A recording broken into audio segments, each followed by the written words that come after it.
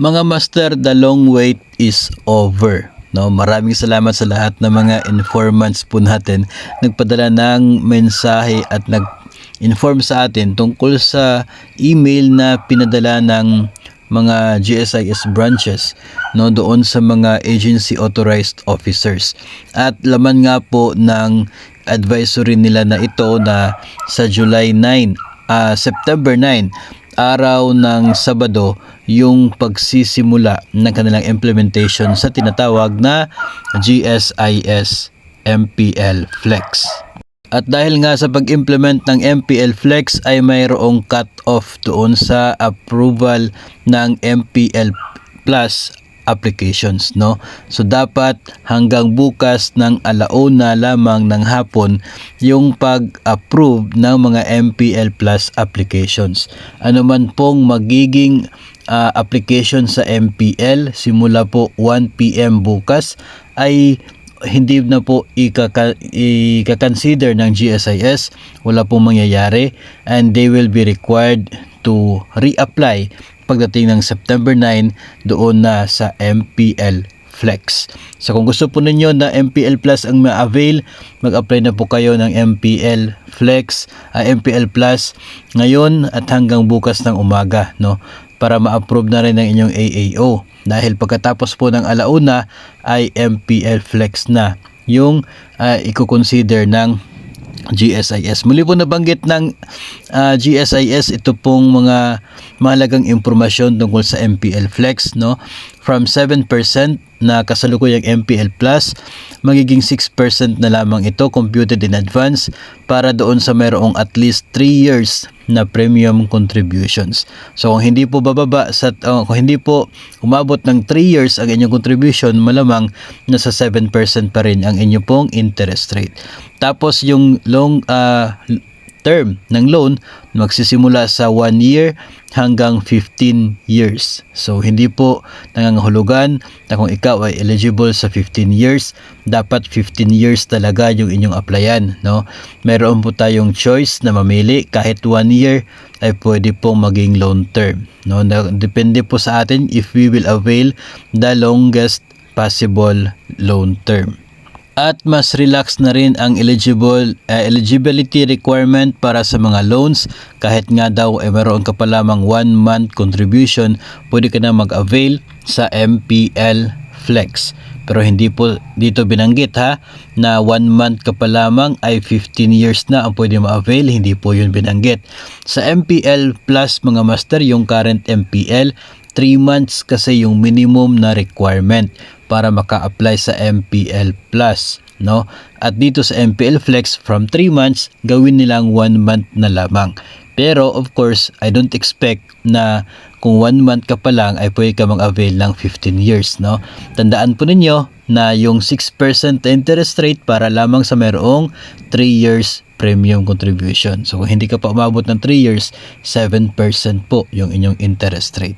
So dito po ay ang sinasabi, no, ito po yung nabanggit natin kanina, kapag hindi po na-approve ng AAO ang MPL Plus application pagkatapos ng 1 PM bukas, automatic na makancel ang nasabing application at ang mga nag-apply ay papayuhan na lamang na muling mag-apply pagdating ng September 9 under the MPL Flex.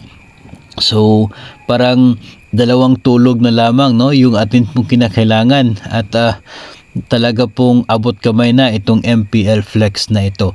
Hindi pa rin po natin nakita yung complete talaga na guidelines na nasabi pong loan, kaya tayo ay patuloy pa rin nag-aabang, no, dahil kapag nandyan po yung guidelines, mas ma-explain po natin sa inyo ito pong katangian ng MPL Flex na ito. And if possible, magkaroon pa tayo ng comparison, no, from MPL na original into MPL Plus into MPL Flex, no, kung ano yung mga mahahalagang pagbabago na ginawa ng GSIS na pwede po mapapakinabangan ng mga miyembro nila, no. So sa ngayon ay sinubukan po natin yung Facebook page ng GSIS at maging kanila pong website at wala po tayo nakita, sa kasamaang palad wala po tayo nakita na guidelines talaga ng MPL Flex.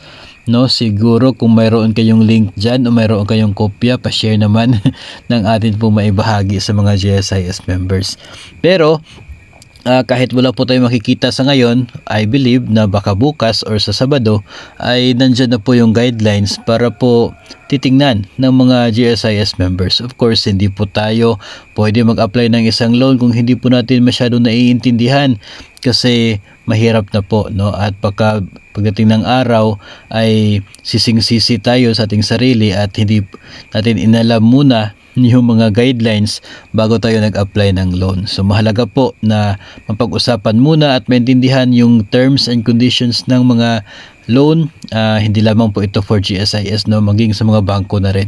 Pero ito kasing MPL Flex, alam natin marami po yung nag-aabang, no, halos araw-araw ang daming mensahe na tatanggap natin, nagtatanong kailan ito effective, kung sila ba ay pwede nitong gawin nila, itong ganito, kung pwede ba nilang magawa gamit sa MPL Flex. Talaga pong hindi pa muna natin masasagot hanggat wala tayo makikita na official guidelines na nasabi pong loan offer ng GSIS. Pero hindi naman po magtatagal at lalabas yung guidelines, kaya make sure na kayo po ay naka-follow dito sa ating Facebook page at i-subscribe ang ating YouTube channel para updated sa mga susunod na mga pangyayari dito sa MPL Flex.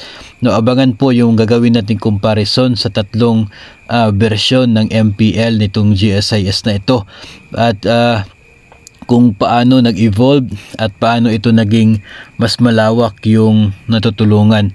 No, tandaan po natin na ito po ay utang, utang po ito. And let us take this moderately, no? Kapag hindi naman talaga pangangailangan ay wag muna, no? Pero tayo po ay nangangailangan, pwede naman po mag-avail ng loan, no? Pero choice pa rin po natin if we will avail the highest possible loan amount, if we will avail for the longest possible na loan term, no? Depende pa rin po yun sa atin, depende po sa ating needs at depende po sa atin pong kakayahan to pay, no, sa atin pong net take home pay.